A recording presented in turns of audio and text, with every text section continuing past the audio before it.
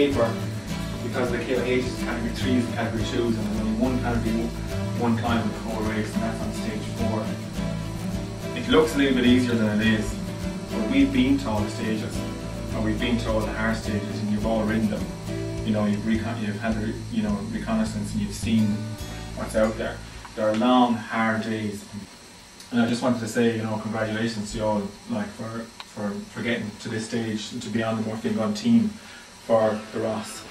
I know that a couple of weeks ago we were all on a high and basically winning everything around us in the domestic scene, which obviously was a big boost to us and made us, you know, confident as a team. And then Paul getting second in the Lincoln, and Andy having a great ride last week, even though he fell off and broke his collarbone. And I know that was a bit of a blow to us, because, you know, we all thought we had strength and depth there, and definitely it was a second card to play, if you like, for the race, and it would have made our team a little bit stronger. But it just means that we have to use different tactics for the week. I still think that we can win the race. I still think that, Paul, you can win the race. For the first 4 days, you are never to be outside the first 15 riders. And everything else that everybody does is to make sure that you're not outside those 15 riders. If you want a bottle, if you want a rain cape, or whatever it is, you ask one of the boys, and they'll come back and they'll get it for you, and they'll bring it back up to you. Is that clear? Yeah. You all know Morgan's predicament, right? That's not going to hinder us in any way at all, because he's been going quite well anyway, and he's coming out of that little bit of bad form. But I am asking Morgan just to be a little bit cautious for the first 2 days. Okay? So if Paul wants a bottle, or if he wants a rain cape tomorrow or the day after, Morgan is not going to come back to the car and get it and go back up again. So that's going to have to be either Simon, John, and John, okay? For the first 2 days. Just for the first 2 days until we identify exactly how Morgan is going. I went for a blood test last Thursday, and doctor rang me back then 2 or 3 days later to say he confirmed that I had mononucleosis for the 4th time. So I can't believe it. It just happened to me at the same time last year, but this year I didn't really suspect anything, and I haven't been firing on all cylinders, but I just put it down to being impatient, you know, that I was just let the form would come. But obviously I was kind of banging my head against the wall a bit. But at the same time, he said that I'm actually recovering from it. I've had it for the past 3 months, and it was at its peak about 6 weeks ago when I was doing an intensive block of training. And what he can't understand is how I've beaten it basically and coming out the other side of it, despite all the training and racing I've been doing. So we're not going to sacrifice the stage winning. If we're there, we're going to go for it. So, I mean, Simon, you've got a good finish, Paul, you've got a good finish, and Morgan. But I do not particularly want you to go for a sprint for the first 2 or 3 days. I'm not going to fall off. Because of my history of crashing in the first couple of days in the RAS as well. They want to keep me wrapped up in cotton wool for a couple of days anyway. But no, it's just basically, I need to get to the end of this RAS in as good a shape as possible.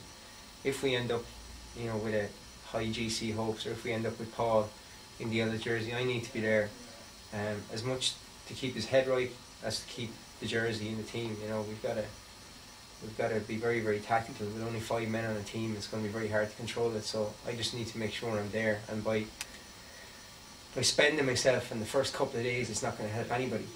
And plus, I don't know how I'm going to react to it. Am I going to get better, or am I going to get worse? The doctor is saying that it could go either way. I could find that I have a great RAS, but at the same time I could find that the hole is getting deeper and deeper every day, and if that happens, I'm going to have no option but to pull out. But you know, we talked among the riders and we talked among the management, and they reckon that it's worth the risk. You know, if I come good out of it, it's worth the risk of me not being there in 4 or 5 days time.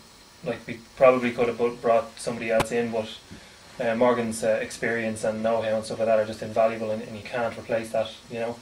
But hopefully if he gets through the first few days, it'll just bring his confidence on, and that's all it is. It's just his confidence, and you know, I think he's more than strong enough and more than capable to get through this Ross in good nick and come out the other side in good nick, and just to be able to help us to do the best we can.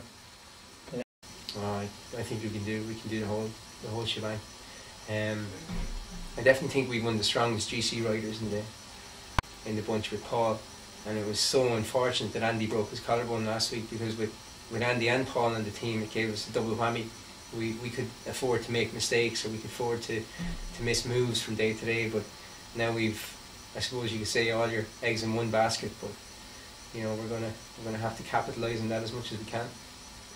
A massive deal to me, like it's your national race, and you know the list of winners and everything is just fantastic over the years, and it'd be great just to emulate, you know, some of those riders, like, or do at least just do a small bit of what they achieved and everything. So yeah, it does mean a great deal. Like, I think to any Irish rider, to be honest with you, you know, it's the pinnacle of the year really.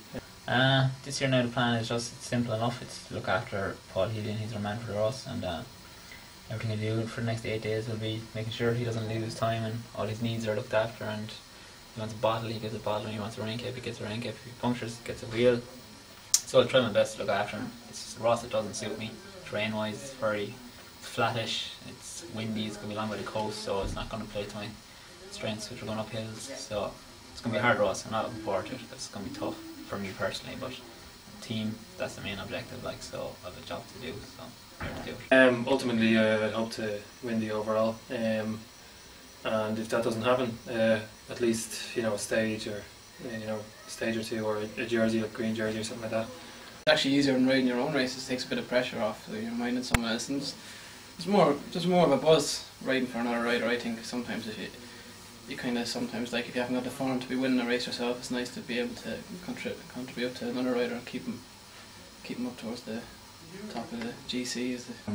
But the idea, Paul, is that there will be selections made every day. It'll be 15 men, it'll be 12 men, it'll be 20 men, but you be in that. So that is basically, I suppose, in simple terms, how we're going to win the Ross. Why does it always rain on me? Is it because I lied when I was 17? Why does it always rain on me? Even when the sun is shining, I can't avoid the lightning. Oh, where did the blue sky go? Oh, and why is it raining so? The other thing about it is it puts half the bunch off. Half the bunch drop their heads, and you know, you kind of look into a fella's eyes and you know that he's not up for it, so you know, it kind of makes the racing a bit better as well. I just have to be a little bit more careful, so we'll just have to keep positioning the bunch a bit better, and just there's probably much more risk of a crash. So on the run into the finish in Enniscorthy, disaster strikes. While jostling for position in the closing kilometres, team leader Paul has rubbed the wheel and crashed. Paul's bike is written off and John O'Shea offers him his, but it's too small. As Paul checks his war wounds, mechanic Shamey realises the spare bike has no pedals on. With just 4 kilometres to go, Paul knows his chances of winning the Ross overall are disappearing by the second, up the road with the peloton.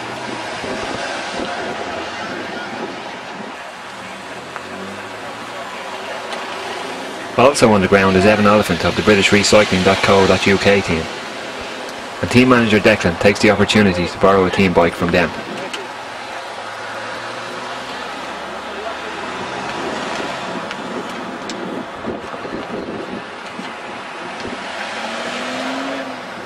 In his haste, Paul keeps pulling the bike from Shamey before his wheel is in properly. For the Murphy Gunn Newlyn group team, it's been a bad first day on the Ross.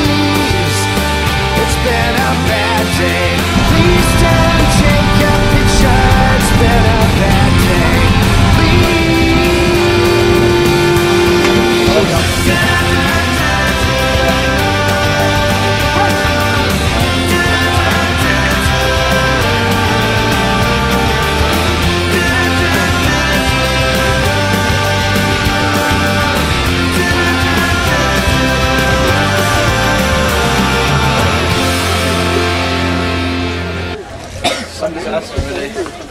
I waited for the crash then. No need to wait. We told him to put that shit out of his head, not to be getting involved in that kind of. No, leave that up to me. That's fucking. How are you doing? I'm right. Grand effort anyway. It's an office. Very, very well. It has to get better. It has to get better. It's just. I'm disappointed for him, like. He'd be furious at himself. Couldn't talk to us. He couldn't talk to us, man. Couldn't talk. First legs when I'm in the race, they were after more or less throwing it. How did he fall? What happened? Just touched the wheel coming in the road. Just doing a bit too much pushing and dragging, like, you know, there's no need for pushing and dragging. Fucking annoying, because I was saying it to him in the road, I said, quit, you know, there's no need for it. You know yourself, when he gets into that tunnel vision, going for the stage, when he has that in his head, it's very hard to take it out of him. That's just